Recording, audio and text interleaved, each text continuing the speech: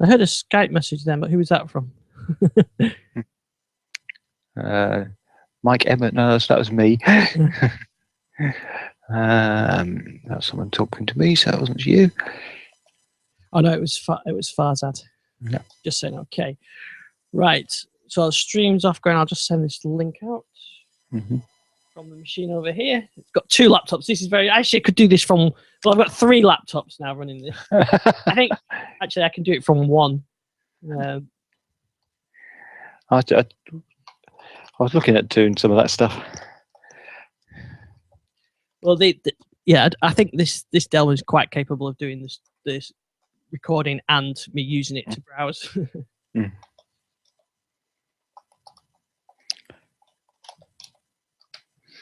Not quite sure how Jason recorded last week's one, but it sounded good. Yeah, it did, yeah.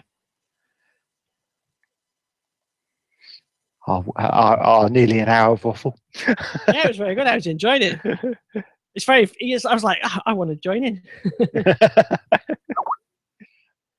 Oh, what was that? Maybe that was Jason. It was. There's another Jason Coombs there.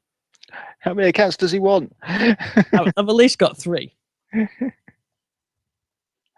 Yeah, we get Farzad into the call, I guess. Yep. I can't send my Surface. Copy and paste is not working.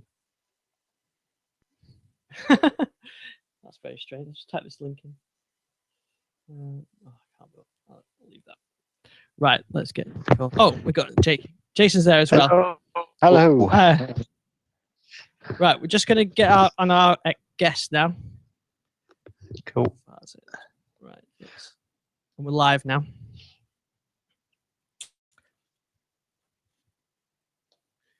So just cool. Copy and paste stopped working on my Surface. Hello, Farzad Henry. Hi, Farzad. It's Ian from the Digital Lifestyle with Gary and Jason. Good evening. Hi, Ian. Hi, Gary. Hi, Jason. How are you guys? Hi. Good evening. Very good. Thanks. Well, thanks for joining us. We're all set ready. So we're going to kick it off. Gary's going to do the intros, and we'll just start the general discussion about the product recalls and the hoverboards, and we'll ask you some questions as we're going along. Sounds great. Okay, so Jason, Gary, good evening. Good evening. Good evening. Yeah, it's good to be back. Well, thanks for hosting last week. It sounds good. I was talking to you as I was editing. All good. It was all good fun. It was good fun.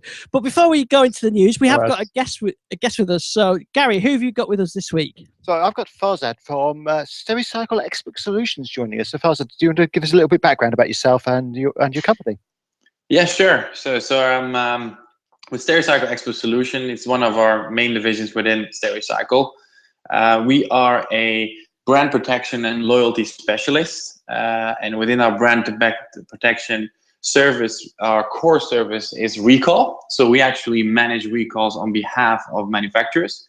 We do about 500 recalls a year. So we manage these on behalf of manufacturers in various industries, including automotive, consumer products, pharmaceutical manufacturers, medical device manufacturers, and food manufacturers. So very much focused on brand protection and enhancement, and we provide this service on a global level. So excited to be on the show. Okay, so the main reason we brought you on the search show was obviously around Christmas time this year. Everybody was rushing out to buy these, and I hate the word hoverboards, but two-wheel self-balancing scooters, and then suddenly I think it's fair to say all hell broke loose, and there were recalls everywhere. Yes, absolutely. Yeah, I completely agree. By the way, these are not the Back to the Future hoverboards we know. These are more the scooters, as you referred to. So yes, been heavily in the news, and obviously we've been watching this story very closely as well. And this is a funny one, actually, because you see in specific industries are emerging. So you see like an example is the wearable market. Here, the hoverboard is a product, quite innovative product, kind of inspired from the Segway, and it's a affordable product and you see that obviously it's been in the news with quite some issues, and issues have been based on two key areas have been pushed forward or laid forward as the cause. One of them is the large lithium-ion batteries, and the second main issue is just the vast amount of counterfeit boards. Right, we see that the majority of the boards are actually do originate from China, specific actually region in China called Shenzhen. And it's not so much, I mean, a lot of the manufacturers nowadays do produce quality products also in China, but it's an impact of the high demand and a compact product which is affordable, now being produced by many smaller production facilities as well, rather than your larger facilities which are used by a lot of major manufacturers. So that also kind of reduces the amount of control there is on the manufacturing process as well. So we do see a lot of counterfeit products on the market, which cause many issues. So yeah, we've seen it two key areas, two key causes: the lithium-ion batteries and the counterfeit boards that we definitely keep an eye on. Okay, so what actually happens? Obviously, we saw Amazon sort of pull everything off the shelf. Whose responsibility is that? Is that the manufacturers or the importer? So from an authority perspective, so if you really look at regulations, it's the manufacturer's responsibility to issue a product recall, manage a product recall in this case. In this case, it's however, again, it's a tricky one. Because a lot of the times when you're talking about counterfeit products, I mean, who's really the manufacturer, right? Yeah. There. So it is really great to see that retailers, e-tailers in this case, like Amazon, are taking proactive action in protecting consumers, and even going as far as providing confidence around the refund of the product as well. But most of all, issuing a product recall, a stop of sales on these types of products, because I think some of the recent research showed that 80% of the hoverboards that were tested were posing a danger, and the danger was not only coming from specific components, but various components, and this was this resulted ultimately in various authorities, including the US-based Consumer Product Safety Commission, to launch a large-scale science test to just find and fine-tune on the specific issues with this product. So obviously, if you bought a hoverboard before Christmas, you probably had a recall. But how did you know if your product, something you bought, was actually affected by a recall? Yeah, great question. I mean, we did a piece. We do issue on a quarterly basis something we call the Stericycle Recall Index, where we call out trends in the market. So we give you stats, and those stats are based on the European Commission stats and the other authority stats, and then we give you insight behind these stats. And one of the recall index we did was about responsibility roll call. The consumers also have this responsibility, so we urge consumers to take this responsibility on them, to proactively go to the consumer affairs websites. Like in Europe, it would be for consumer products the RAPEX, Rapid Alert website, where the European Commission proactively is gathering all of the recall notifications from the various authorities in Europe, and posting these recalls on this platform, so consumers can go and take a look at this platform and see which products are now part of a recall. So that's something we definitely encourage consumers to do, to keep an eye on. So when you're based in Europe, keep an eye on RAPEX, on which products are actually part of a recall. But you just wouldn't normally even think to look, would you, a lot of the time, unless you see things in the news?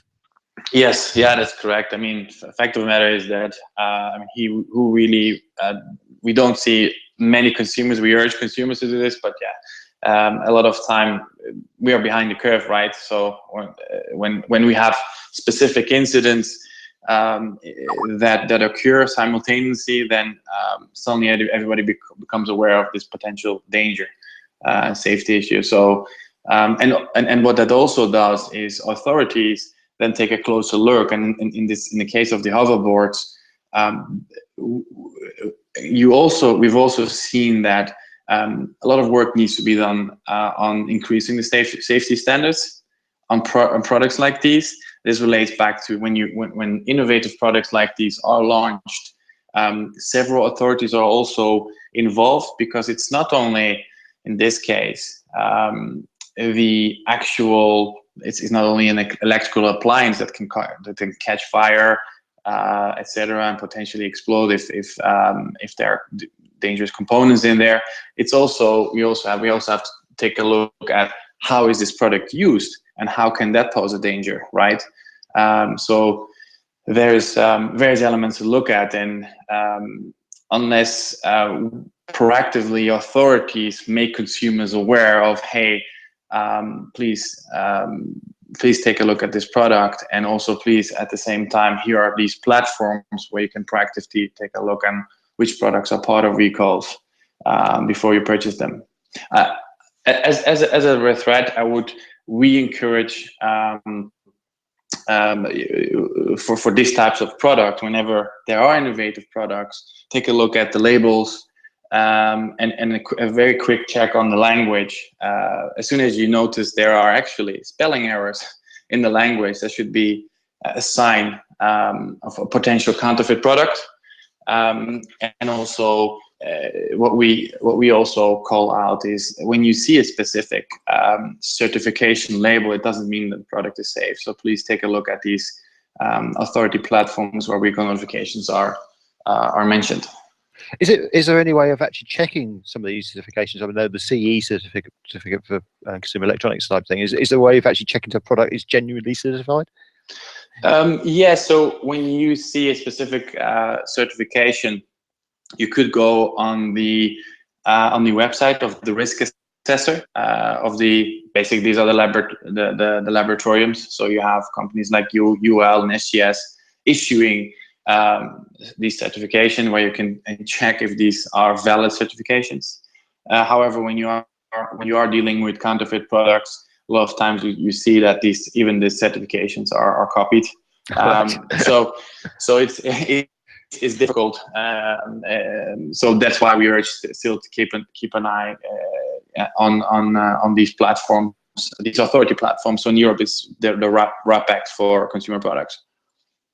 Because I mean, certainly as consumers, there's been an almost rapid explosion, hasn't it, in terms of our need to have a trust in rechargeable devices. You know, if I think about our home, we've got mobile phones, we've got Bluetooth speakers that need charging, other devices that all contain batteries that all need to kind of stop charging when they reach their full potential, and that's kind of the primary issue with these, isn't it? That they don't have the thermal cutout. And so the battery literally just keeps charging and charging until it overheats and explodes.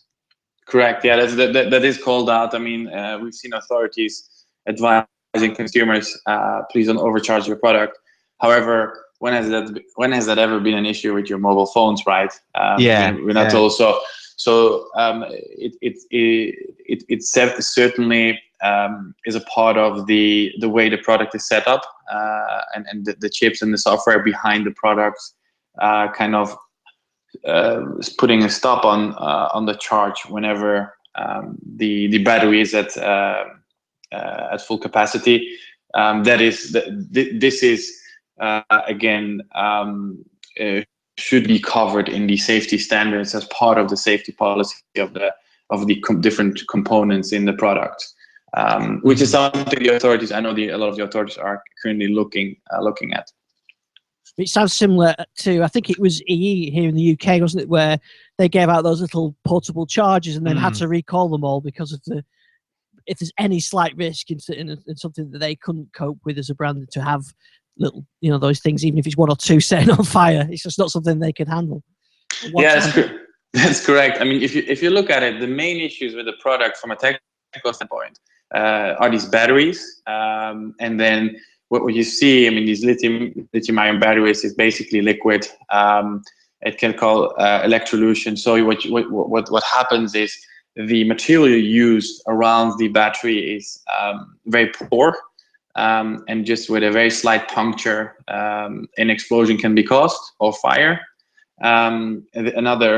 Another cause we see, one of the main causes are the cables, the chargers, and the power supply units used. Although authorities, we've seen certain authorities providing advice or giving guidance that only the supplied cables are used, we still see a lot of issues, and this was because of the, I think Ian or Jason, you mentioned the charge of the battery. Basically gets overheat. And what we also see is just generally the use of material on these products. It's mass production. Again, a lot of these small manufacture locations in a specific region are involved. And even when you look at the IP for the product, there is a network of IP. In China, there's a different setup when you look at a network of IP. So the IP is not owned by one particular organization or person. It's sort of here we're talking about the patents. It's a network of IP. So it's also even difficult when you're looking at, let's say, valid suppliers or manufacturers of this product to point finger at one particular supplier to take responsibility to issue the recall, because there are several suppliers involved from an IP perspective, intellectual property perspective. Because there was something very similar with the explosion of e-cigarettes, you know, like lots of cheap imitations and cheap brands that you could just pick up off a counter at a petrol station, and those had kind of similar warnings. Almost, you know, we saw official warnings come out from the fire brigade service in the UK saying, you know, be really careful, do not leave these things on charge, and make sure that you unplug them as soon as they've charged up.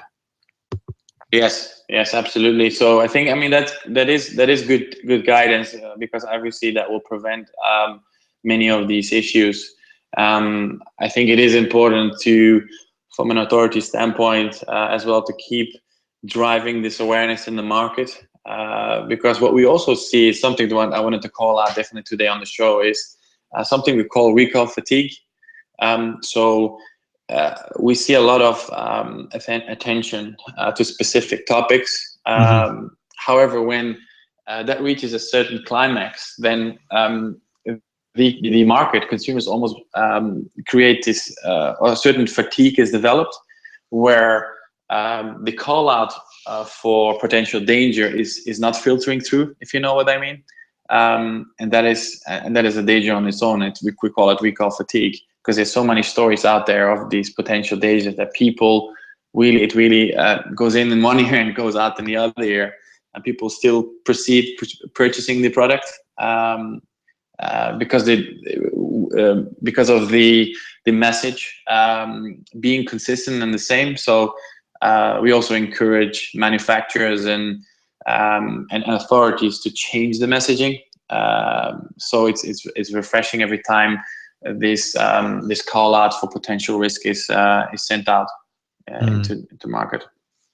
So these kind of recalls that we've talked about so far are where there's a kind of clear defect in the product even through normal use. But I'm sure you won't want to discuss individual cases, but as an example, the recent recall on the Microsoft Surface cables, I was quite curious, because the reason for the recall apparently is if the cable can become dangerous if it's continually kind of bent and folded. But what's interesting for me is I would expect that to apply to any electrical cable, that if you keep bending it and use it while it's really tightly coiled, those are kind of almost common sense things, that you shouldn't do that with an electrical cable.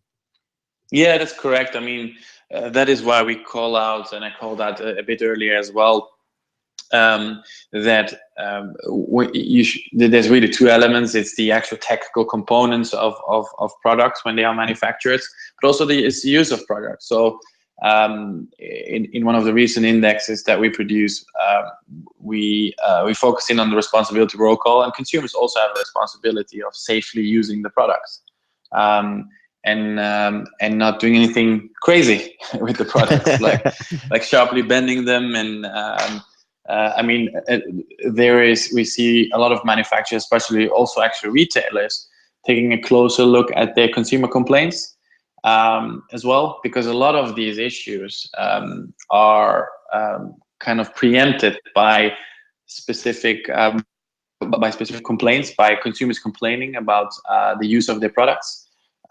So we see manufacturers more and more focusing on consumer complaints, and through clever ways of looking at these complaints and filtering potential areas of risk where they see consumers misusing or abusing products, and then they send proactively additional communication to the market and to consumers of how these products should be used and should not be used as well. So what in these kind of cases where it's clear you're not using the product as it was intended, what might cause a company to decide to do a recall under that situation? Yeah, I mean, one of the biggest drivers of issuing a recall for companies we see is incidents are reported. Companies and especially companies with a high sense of customer care and experience will quickly do a risk assessment on the product which is conducted by a third-party risk assessor, right? A test lab. Then realize, yes, this, with using the product in a certain way, it could pose a risk to the consumer. And a lot of the times, what happens then is they issue a voluntary recall. So what we see, the majority of the recalls actually issued, a majority of the recalls that we are managing actually as well on behalf of manufacturers are voluntary recalls, where manufacturers taking proactive action and after risk assessment realizing, hey, what we see is a potential risk, and it could be related to specific way of use as well. So we'd like to issue a stop of sales and recall this specific batch of product to ensure consumer safety. So it's voluntary recall then. Yeah, that was going to be my sort of question though. But if you've got something that's going faulty or potential risk of fault, why would you leave it to be voluntary and not just do a mandatory recall? It is, if you are looking at so to give you an example where the recall is due to specific use of the product, and it could relate to less than 5%, or in some cases what we're looking at, if you look at the risk assessment table that is used by the authority, is less than 2%.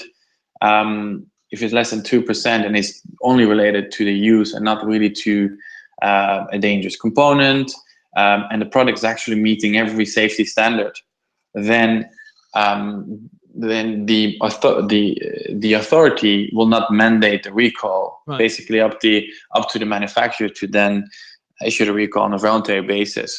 And a lot of manufacturers then take a look at, okay, the actual product experience, the potential risk to the brand, but first and foremost, the potential risk to the consumers, and take that whole mix into account. And what we've seen in the market is when manufacturers are being very transparent about potential risks, communicate really clearly to the clients what these risks are, and take proactive action.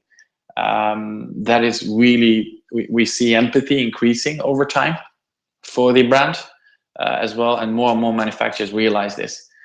You see specific Japanese manufacturers as well, where it's actually in the culture to be very transparent and open and direct, and it's all related to respect and honor, right? In for example, Japan, and that's driving ultimately in the long term a lot of loyalty and empathy for the brand.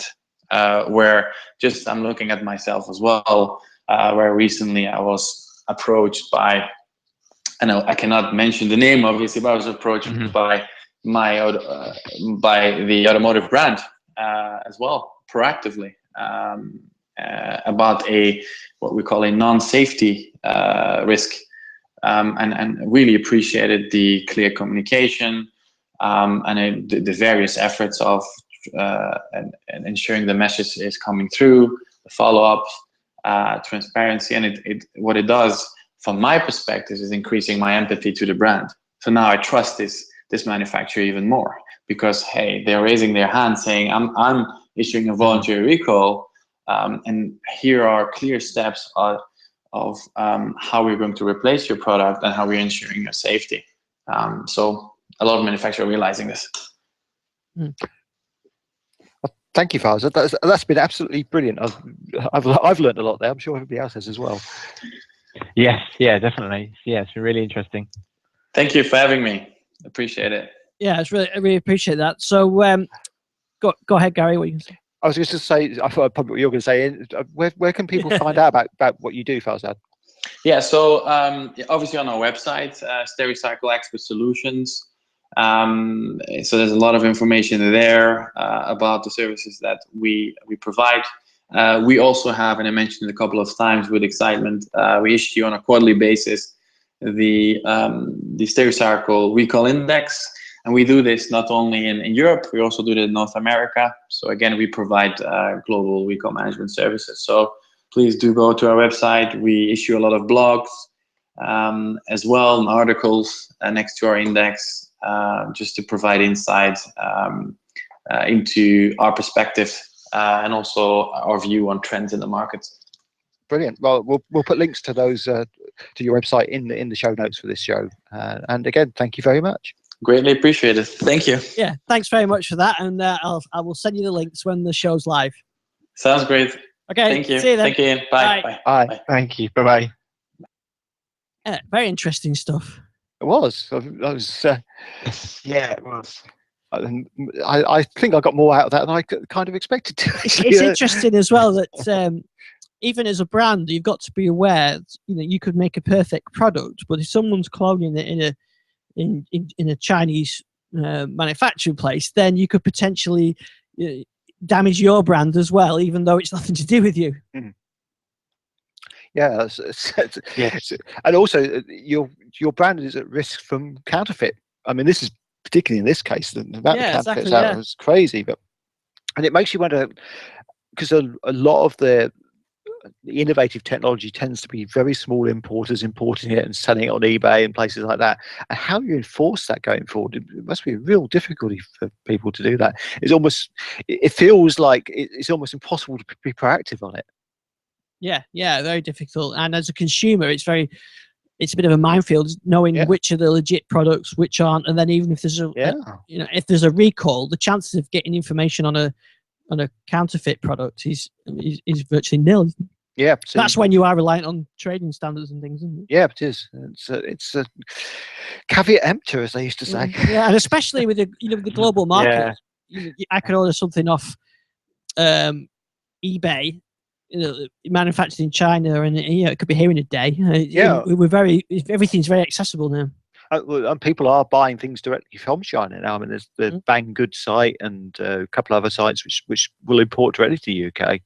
It's something we've kind of mentioned about the past, and like surface charges and things. I think, Jason, you've had the same thoughts as me. You see the price of the Microsoft one, and then you see the price on one maybe on eBay, but you think, well, do I really want to potentially damage my surface, or potentially damage, cause a fire just for the sake of 20 or 30 quid saved on a charger? Yes, yeah, absolutely, yeah.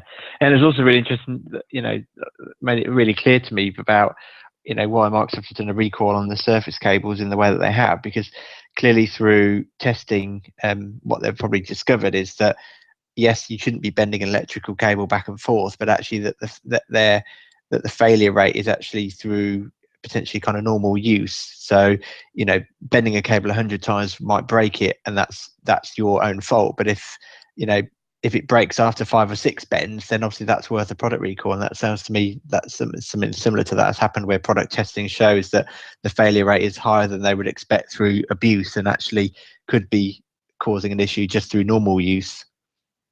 Yeah. Yeah, although it's got to affect a very small percentage, otherwise it would be a proper recall. So, which I picked up from that. So, I mean, we don't really know what's going on there, but it seems likely that something like that, and it also explains to me why a voluntary recall, because it's something that's not being enforced by the authority. So it shows a lot of proactivity on Microsoft's part, to be honest.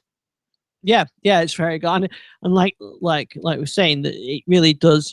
You respect the brand more if they're honest about it and do the recall, and know that next time you buy something, if there's potentials for faults, they're not just going to brush it under the carpet. They could recall it. And I think when you're buying products from Microsoft, Apple, the big brands, you expect that kind of quality and safety, and they can't risk. I mean, someone like Apple or Microsoft couldn't risk having a bad reputation for fire on the chargers or whatever. It's just not something that they cannot do, isn't it? And it's well worth the cost of a voluntary recall.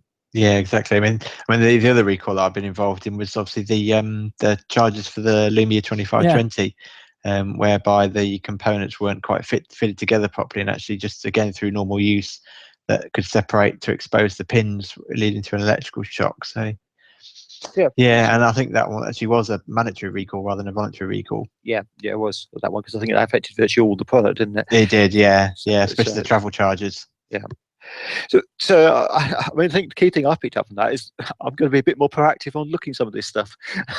Yes, definitely. Yeah, when you're buying something, and that's especially when you're buying something that's maybe a bit more specialist. If you're buying a laptop, a Dell or a Surface or a MacBook or whatever, you probably expect it to be fine. But if you're buying something a little bit more specialist, like a potential hoverboard, maybe you're buying a drone, or maybe you're buying some specialist device, and then you've got to be aware of these things. Yeah, definitely.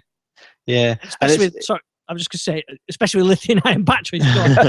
Yeah. No, I was just going to say as well, like you mentioned, buying replacements off eBay, you want to replace the laptop battery. The Dell one, for example, Dell or HP, or whoever might be really expensive, but then you find a kind of cheap copycat brand on eBay, and actually, you're taking a real risk.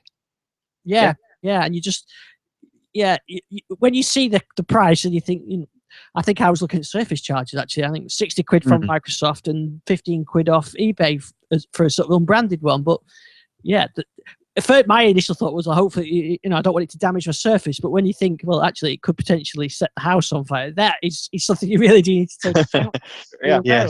Yeah. And didn't was it Nokia that got in trouble for one of the Lumia devices, that the CE mark wasn't correct it wasn't the correct font?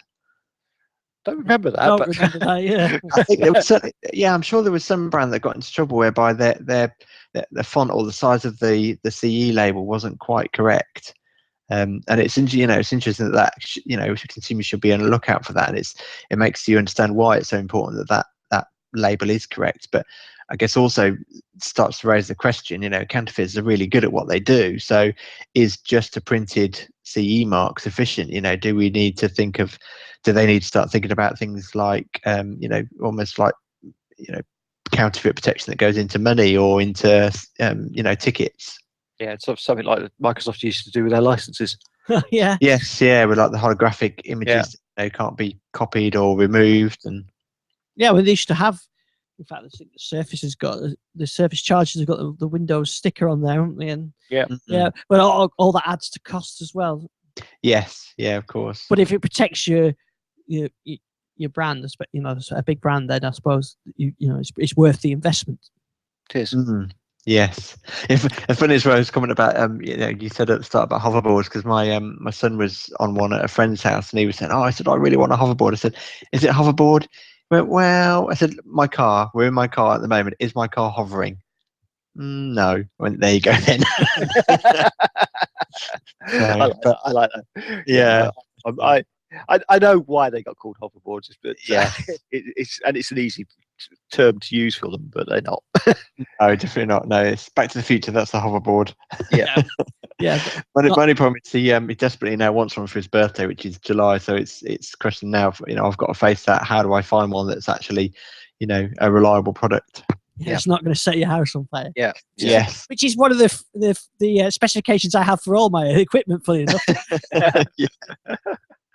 Yeah. So why would you want a hoverboard which only went sideways as well? Anyway.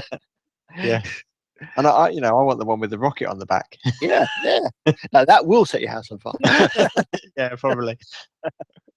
Was it the Bulldog, wasn't it? I think. Yeah. No, it was interesting that, and it's something that's relevant to all of us, no matter what technology you use, but especially things like these lithium-ion batteries. It's something that's, from the old trends. I mean, talking about laptop charging and things, it's not really there's been as much an issue, but these lithium ions do get overheat, do cause problems, and we've seen these recalls on the little portable chargers and things, which people are carrying around with them in their pockets and things now as well. Well, I've got one in front of me actually, which is it's about 4 years old, and it's got a lovely bulge in it. Well, I think you saw the picture, didn't you, of that Samsung battery? Yeah. And that was not charged up. That was just on the shelf and it'd been there for ages and just somehow expanded. Yeah. But I mean, that's the other thing is people should be aware there is a lifetime on lithium batteries. I mean, and they're talking about a certain number of charges, but most batteries have a actual expiry date on them as well. So which isn't always clearly shown, but they do go bang. Well, they certainly swell up occasionally. Yeah. So very interesting. Good interview that, Gary. Yes, I enjoyed that one. And I've got another great interview coming up next week, which something I actually did earlier, actually end of last week, but we can't talk about it until next week. But I'll be talking to some people from Real Illusion, who are the software company who developed the Crazy Talk Animator Suite, which a lot of companies use to animate sort of characters on the websites. And they've got a really, really cool new product out, which I thoroughly enjoyed having a look at. And we've got a little bit of a demo which will go in the show notes tonight to advertise in next week's interview. Excellent. Yeah, I've seen that. The video clip that you sent is good. Yeah, and then we'll have the full audio interview on next week's show. We will do now, and a lot of detail in there. And they've even offered us the ability to animate me, you, and Jace for one of our shows. So we'll see how we go with that. That'd be much better if they could actually do the podcast as well. That'd be even better. We could sit in our rooms and listen. Yeah. Yes. Yeah, that's what we look forward to, definitely. So we've just got a bit of time to catch up on the news from the last week. There hasn't been a huge amount of news. Just want to follow up. As I was doing the editing for last week and couldn't chip in, I just want to mention about this the new ring that we got last week. Which you were discussing, and I think Jason had to correct me. Yeah, and then I loved the bit where he said, "Anina, leave that in the edit," and I did. Yes, leave my embarrassment. Yes, I did. Yes, which you knew I would do, so that was absolutely quite yes. No, I fully expected that. Yeah. It's funny. I just wanted to say it's funny. That is exactly what I was asking for the week before, wasn't it?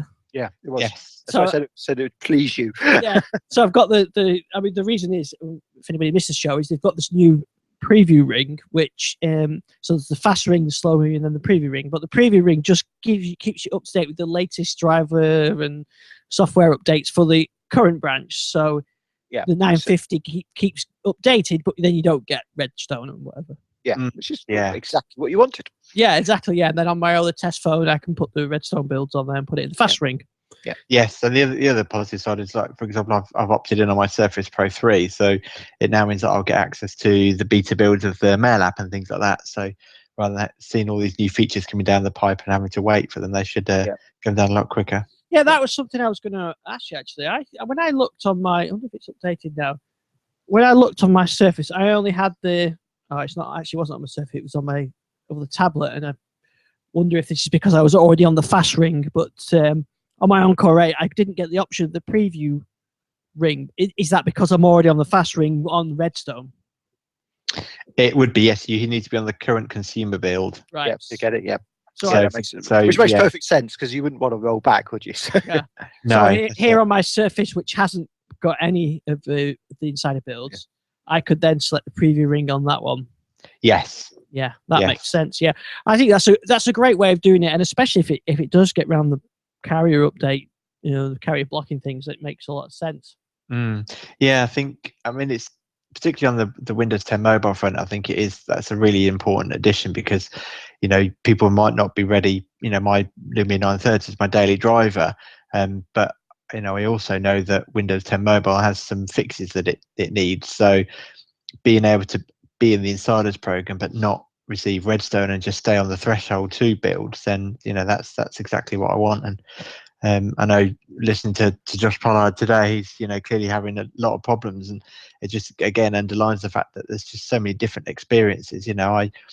I haven't had some of the issues he describes, but I would never say he's not having them. I'm sure, I know for a fact that he is, and it's really frustrating. It just shows how it's the experience can be so wildly different, even on the same devices. Yeah, it's interesting, isn't it? That, and hence why the Windows 10 Mobile has probably not been rolled out yet. Yeah, and I also take this as an indication that perhaps that the Windows 10 Mobile Redstone builds aren't that far away, because and also with the consumer rollout, they will need us Insiders, some of us testing newer builds for the threshold build, so that they can, as consumers start to receive it, they can keep fast tracking these updates. Yeah. But I also do wonder that if people, like I say, Josh Pollard having these issues, I do wonder whether or not when we finally get an official release of Windows 10 Mobile, that there will also be a bunch of firmware updates that goes along with it, because I can't believe that a Lumia 930, as an example, couldn't need new updated firmware drivers in order to really function 100% with Windows 10 Mobile. Yes, I know what you mean. Interesting about you mentioned about firmware as well, because I think I did the post last week about firmware update being available for the 950, 950 XL, but I've still not received those updates. And I don't think anybody in the UK has. It's other European countries have, but the UK hasn't. Now, whether it was something in non-English language update, I don't know, but we're certainly not seeing that. Even through using the recovery tool, it doesn't offer that update. Talking about Windows phones, I've had my hands on a Bush Illuma, the Windows 10 version, all week. Right, so that's is that a phone? That is a phone. Yeah, it's a phone. Yes. Well, actually, it's really confusing because there is a Bush Illuma B2, which is what this is called, which is a tablet. But there's also a phone as well. So on Windows, just call the devices all the same name. So it is a bit confusing. But this is a £79 unlocked Windows 10 phone. Was that the Argos one? Yes, it is the Argos one. Because Bush is now effectively an Argos brand. So Argos is a catalogue store in the UK. So I'm just trying to bring up the details so I can tell you the spec of it, but it's reasonably good. The only thing I'm going to say about it at the moment, which I find negative on it, is the screen is a bit bright and a bit washed out. It's not a OLED screen; it's a IPC type screen, which is. But it's certainly usable. But I think compared to the 550, which is its competitor, it's a little bit washed out. But it's a pretty good phone. It's very responsive. I mean, I know we've talked about in the past that Windows phones always are pretty responsive anyway. But this, I'm finding it better than my 735 in terms of performance, which is it has actually surprised me quite a bit. That's not a bad price either if you just want to get one just to play Windows 10. Yeah, I mean, it's a really good price. It works. It's 7.3, so it's a 5-inch HD IPS screen. I think it's a 720p screen, so it's 1280 by 720. Funny enough, they set it up without the extra. It's really weird because you've got the show extra icons in the start option. Well, it's switched on, but it's not working when you first get it. And the only way to get it working is to change the screen resolution. Then it suddenly starts working. Yeah, which is really, really weird. So it doesn't. So you get this massive tiles on your front screen, which is really weird. The trouble is, anybody apart from enthusiasts that are testing that, any sort of normal person would be able to do that. And there's a few things I think are glitches on it, which I would put in the review eventually. But one thing which I do feel is poor about it is it comes. When you first start it up, you don't get the option of English UK. I'm not sure if that's a Windows 10 out of the box experience anyway. but you only get English US as the language option. You do get UK. I remember that. Yeah. Yeah. When I had the 950 XL, I got UK. So you don't get that on the Bush until you've actually once you've installed it, you then get the option and say it's a UK config, because you get the language is English US, and then it says which country you're in, and you can say you're in the UK. And after that, later on, it will actually install the UK keyboard. But a lot of the time, you end up with English US written on your spacebar, which is really confusing. You don't get a pound symbol. So I think that's bad. They should sort that out. But there are some really good features about it. It's a dual SIM phone. It's 4G. It's got an 8-megapixel camera with a flash. And the camera is actually pretty good. I mean, it's not up to Nokia standards, but it's a lot better than a lot of other things I've come across. But what really impresses me, and something Microsoft could learn a lot from, is 16 gigabytes of internal memory. Yeah, that's like the new 650's got that, and I think that makes a big difference actually, especially for out of the box experience. It does, yeah, because I mean, if you think about, I've moaned about this a bit, and it's really lazy programmers, but there's so many apps now being moved over to say we only run on the internal storage. And my internal storage, my 735 is getting clogged up with the apps, which I've suddenly had to be moved back from the storage card for that. Admittedly, I've lost one of those today, which I'll talk about in a minute. So I think having that is a really huge thing. It'll take micro SD XC cards. It's a micro SIM, I think, so for both slots. But what I really liked was that it comes with both a black and a white back case. It comes with a clear protective cover for the case, and it also comes with a screen protector, and a good quality one as well, all in the box. Yeah, well, that's good. So that'd be a nice little phone for a kid, wouldn't it? You know. Oh yeah, brilliant. It's quite oversized, but it feels nice in hand as well. It's really good. But what really amused me about this is that on the box, it's got some text on the side of the box, and it talks about. Let me see if I can just find the exact details of this, because I don't want to get it wrong. But it talks about another name, and it talks about a name of a product which is actually manufactured by Archos. Right. And Archos actually do make a Windows phone, Windows 10 phone. Yes, if you look at it, it's exactly the same spec as this one. And bit of rebranding going on. A bit of rebranding going on. But what I thought was really funny was it's actually Bush and then this product name on there. So it's genuine rebranding. But if you actually look at the pricing, that phone retails for about £129. Right. So this is a real bargain compared to that one. I think someone told me it's made by the same people who make the Blue phones for the States, Blue and Junior.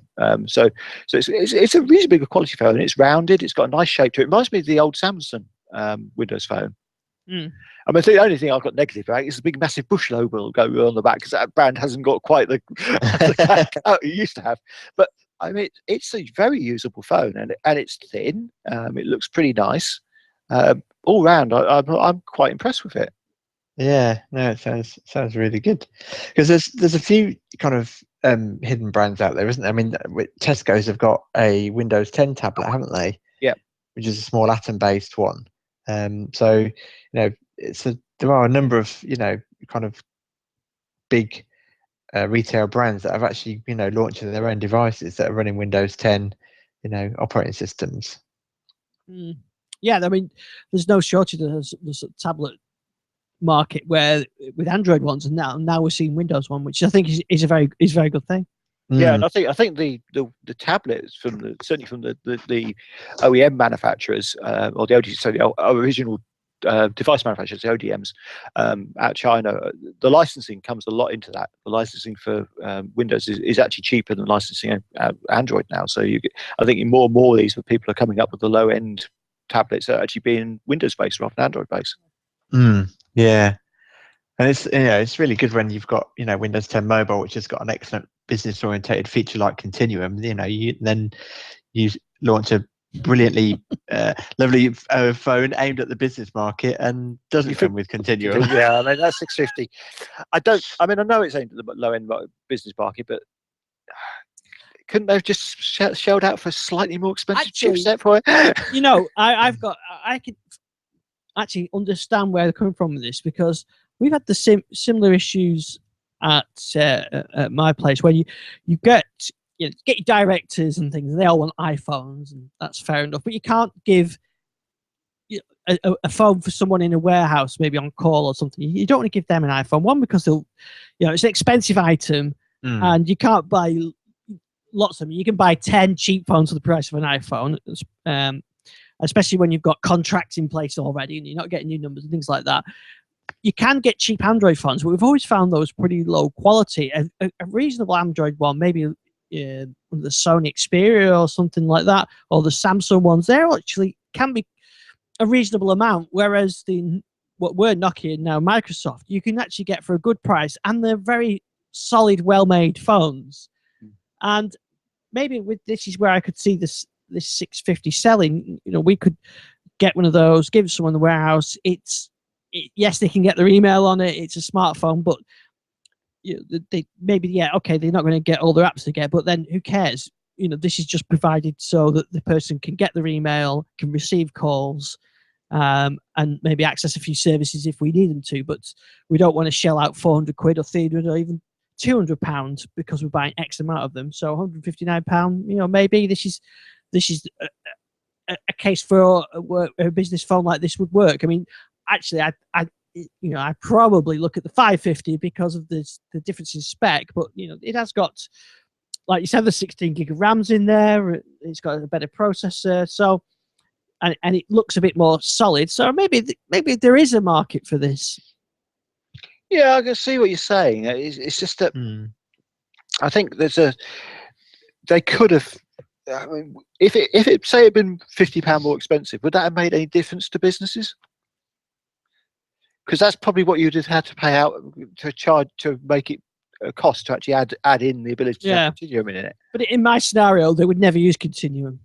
Yeah, I guess there is that. So is it worthwhile for them to have? And maybe there is an answer for a business phone which doesn't have Continuum. But I do feel we need a mid-market phone which does have Continuum. Yeah, I agree. Yeah, I do wonder though. Maybe it's a bit more than that. So it sounds like, Ian, what you're saying is that for business people that need a Continuum, they'd probably be looking at paying Lumia 950, Lumia 950 XL prices. And maybe the real issue with the 650 actually isn't, if you did put a Continuum capable processor in it, then we know from the 950 XL that it's got liquid cooling in it. So then does heat become an issue?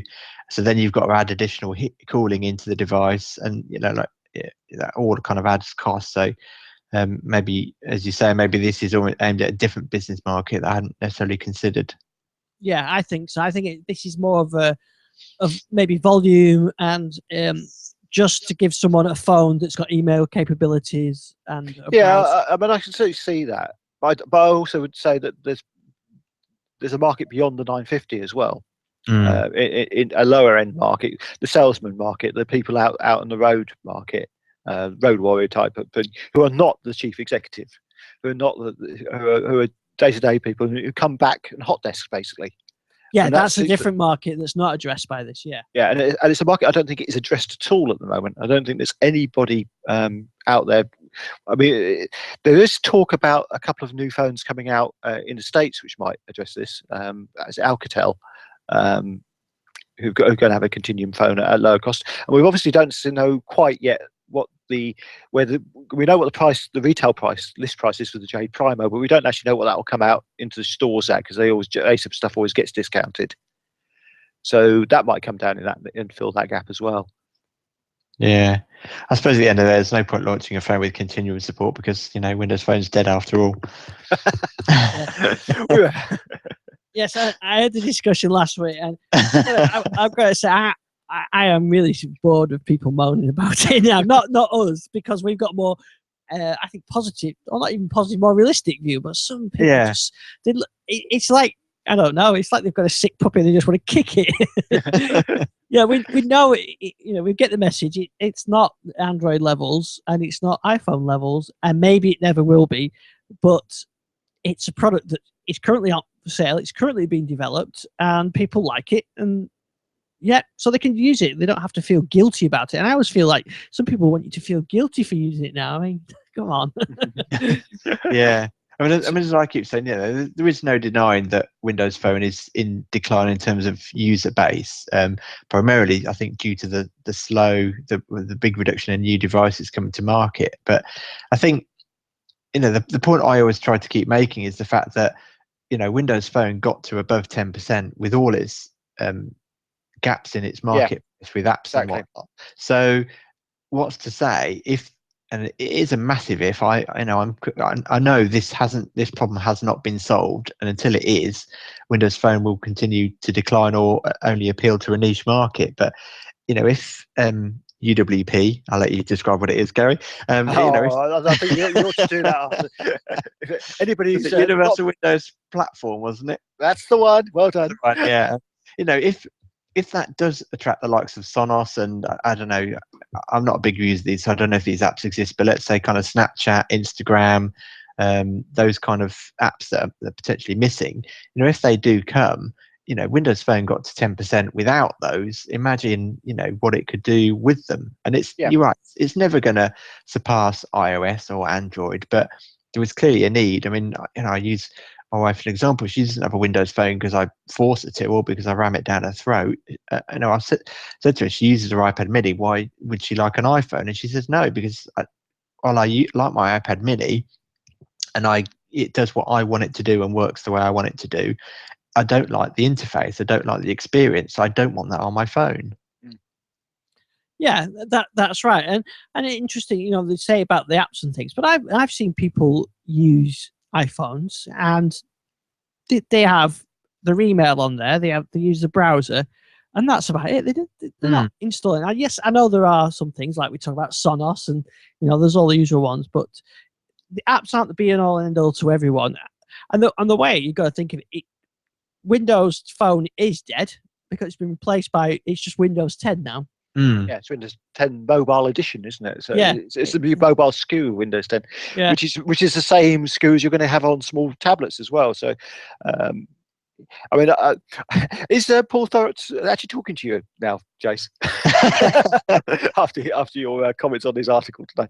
Yes, I think so. We had exchanged quite a few tweets, and I think I'm not quite sure I'm getting my point across how I want to in the limit of 140 characters. But I think he thinks that I still think Windows 10's Windows Mobile is alive and thriving, and that's not what I think at all. I can see the stark reality, but all I mean is that the app gap is still there to be solved, and if they can solve it, the operating system is still in development. We still should see smaller tablets running Windows 10 Mobile, and while there are still devices coming to market and there's still a team developing the operating system, it has an opportunity to gain a sufficient market share that it will attract more OEMs. And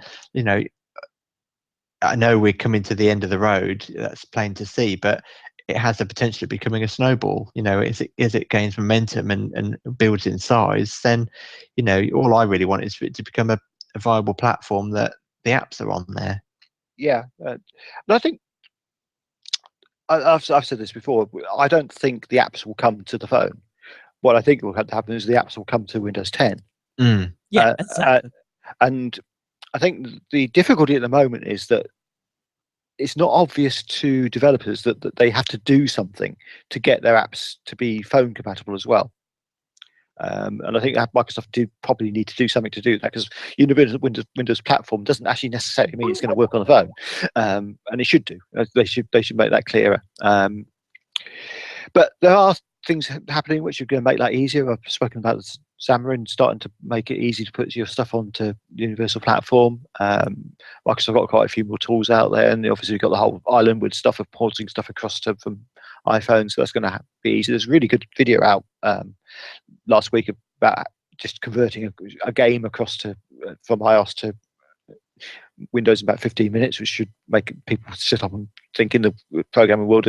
The effort is not huge anymore, and you just maintain your main core base, code base. You don't have to maintain lots of code bases, which is always a good thing.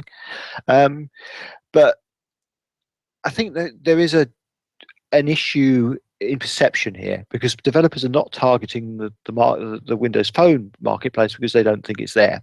So we have to change the perception to get them to target the Windows space, but we have to make it so that that also means they're targeting the Windows Phone space. Yeah.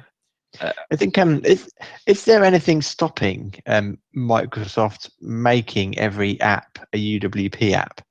So obviously there's screen scaling and design of the UI, but is that maybe one way to do it, so that actually there isn't a choice about targeting each platform, that's the only way to build an app? Well, the problem is UWP apps actually do give you that choice. Yes, I'm wondering, is it possible to take away that choice but still and not cause developers to lose anything? It means more work for some developers, which I think is always a problem. And there are always going to be device specific stuff, because there is always platform specific. I mean, like you haven't got NFC on most tablets, although you could have. I mean, it's you could certainly make that argument, and I probably would make that argument that that's the way we should have gone. It's like on iOS. If you have a universal product, it is going to work on iPad and on iPhone, and that should be the way it works in the Microsoft world. And maybe one of the ways we could do this is to just make it very obvious in the store which doesn't work on the phone, because that would shame a few people into doing it. Because it certainly did on the Apple world. If your product is tagged as iPhone only, it looks like an old-fashioned product. I guess we've got build next month and just over a month. And they may do some stuff in there. And UWP is evolving all the time. I think we're going to find changes to that.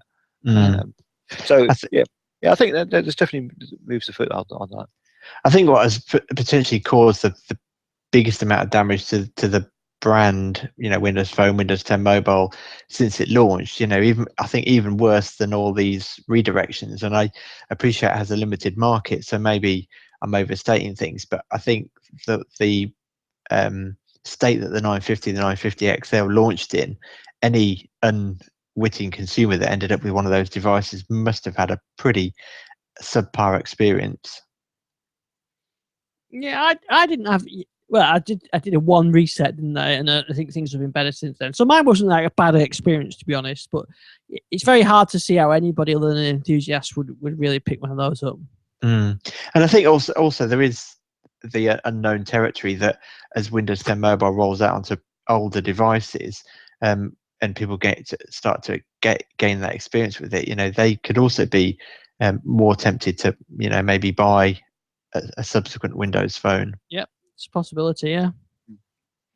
So I'm still saying Windows Phone not dead yet. Yeah, not dead yet. They keep bringing out that cart, but it's still going. Well, I mean, the fundamental thing is that it got 11% market penetration in the UK. It's still about 10% market penetration in the UK, and it's not really declining. Yeah, I think it really is. And if you look at usage rather than sales, it's a complete different story. So. Yeah, I mean, that's the thing, isn't it? And it's also about satisfaction as well. But I think the problem is that a lot of the bigger blogs are US based, and they just purely look at the US market, and that is pretty dire. Yeah, there's no US Windows Phone market. Yeah, but I think for a long time. Yeah, but I think it is a shame in a way, because I think this whole discussion about whether or not Windows Phone is dead or not dead, the fact that you get sites publishing Windows Phone is dead articles month after month after month, it just becomes I feel it's just become like a clickbait. It's absolutely. just a way to we need to publish something, we need to get visitors to the site, so here we go again. Yeah, and all I'm going to say is it's a good job that they're not published in Spanish and Italian, because those markets don't know that they're dead. Yeah, absolutely. And I think I think if you have to keep talking about the fact that platform's dead, then it's not dead. Yep. That's right. I mean, it ain't dead until it's dead. Until Microsoft say it's dead. It's funny because I pulled out my Android phone the other day, and I prefer using Windows 10 Mobile, and so I'm going to carry on using it. Thank you very much. Yes. The one thing I will say is, while I was sat at work today, I noticed my screen flicker and my 930 rebooted itself. So. Yeah, that's telling you to get a 950. Yeah, and I have to keep restarting it to keep the Bluetooth stack up and working. So there's definitely issues there, but I do still believe for the 930 and the others that there will be a firmware update as well. Yeah, I think when we get the next version of Windows 10, when we get the final quotes release version, because I know it's not really a release version, when it just starts rolling out to the other phones, and we get the phone firmware come out, I think we're going to have a much stabler platform. And we've always been there in Microsoft, haven't we? Everything is pre-released when it first releases, and version 2 is always better. Yeah. Yes, absolutely. And I do have to commend Richard from the Entertainment 2.0 podcast with Josh, that I did love his phrase about what was it? It was oh no, it's in my head. It was right in there. Beta fatigue. Yeah, beta fatigue. Yeah, and I can see that. And I do wonder whether or not actually Josh might. I know it's a pain. I wouldn't want to do it, but whether or not he might actually benefit from rolling back to Windows Phone 8.1 and then moving forward to Windows 10 Mobile again. Yeah, I think he probably would actually. I think there's a lot of problems, and we've seen it throughout all the betas that you do. If you get beta on top of beta, you never quite know what's going absolutely to happen. Yeah. So just want to flag a couple of other bits of news. One that one of the key bits of software, which was used as people sell Lumias on, Mixed Radio, is no more. Yeah, sadly. Yeah, I did like one of the headlines I saw. I think the opening paragraph was the popular music service. I thought, no, if it was popular, it wouldn't be getting shuttered. Well, actually, to be fair, it was popular because it was free. And for about the last year and a half, you haven't been able to pay to join it, even though it does offer a subscription service. The payment system has been broken. So I'm not surprised it's been killed off. They obviously haven't been making any money on it. But it's also, I mean, this is being flagged as, this is another nail in the coffin. But this is also on Android and iOS, and it's gone away. It's a shame it's gone away because it's a good product, but it is and a beautifully created application as well. I'd say it's one of the best mobile apps out there. So in development, and I do feel sorry for the really good development team there, but it never really had a financial reasoning behind it in terms of how it was ever going to make money. So I think that's a difficulty. I think the one thing I think is a shame is that Microsoft didn't keep it and integrate it into the Groove Music service, because I think, as a radio style curated list of music, I think that's where it's successful, isn't it? And I think that would have made an excellent addition to Groove. Yeah. So, did you have another link to finish off with?